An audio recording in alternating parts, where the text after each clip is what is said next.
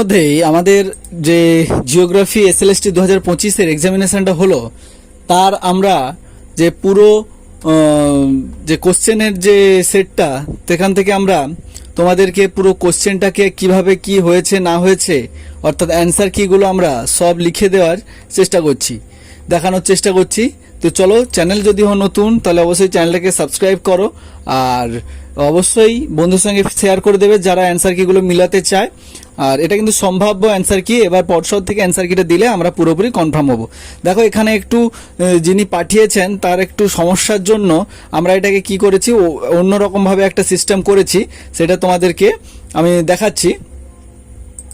তো প্রথমত বলি যে সম্ভাব্য কারণ বলার কারণ হচ্ছে অনেক অ্যান্সার থাকে যেটা পর্ষদ থেকে অন্যরকম বলে আর এখানে আলাদা রকম হয়। তো সেই কারণে এটাকে আমরা সম্ভাব্য বলছি বর্তমানে, কিন্তু দেখা যাক কি হয়। এই হচ্ছে দেখো 2025-এর যে অ্যান্সার কি, তোমরা পরপর আমি স্ক্রল করছি ধীরে ধীরে, তোমরা সেটাকে ধীরে ধীরে তোমরা স্ক্রিনশট করে মিলে নিতে পারো। দেখতেই পাচ্ছ আমি প্রতিটা প্রশ্ন পড়িয়ে দিতে গেলে অনেক সময় লাগবে, তো সেই কারণে প্রশ্ন এবং তার অ্যান্সারটাও লেখা রয়েছে পাশে option A B C D দিয়ে। অবশ্যই সেটগুলো আলাদা, তো সেই কারণে সমস্যাটা বেশি।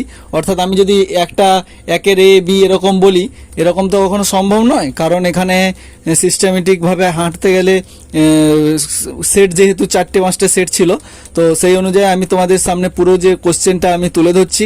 জিওগ্রাফি 2025 এসএলএসটি 11-12 তার অ্যান্সার কি, সম্ভাব্য অ্যান্সার কিটা আমি তোমাদের সামনে তুলে ধরছি।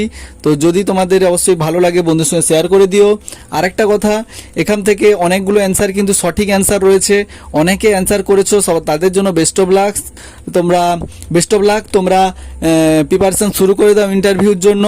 আর যারা এখনো পর্যন্ত ভাবছো যে হয়নি বা কি হবে না হবে, তারা অবশ্যই পরের বছরের জন্য, পরে কোনোদিন হলে হওয়ার জন্য এক্সাম, সেই কারণে চেষ্টা চালিয়ে যাও। তো এই হচ্ছে আমাদের 60টা কোশ্চেন তোমাদের সামনে আমি দিয়ে দিলাম।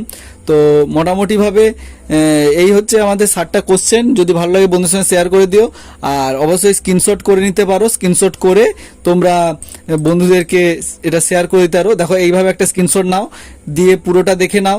তারপরে আমি আবার স্ক্রল করে দিচ্ছি আরেকটা পেজ, এটাতে স্ক্রিনশট করে নিয়ে আবার দেখে নাও, আবার পরেরটাতে স্ক্রিনশট করো।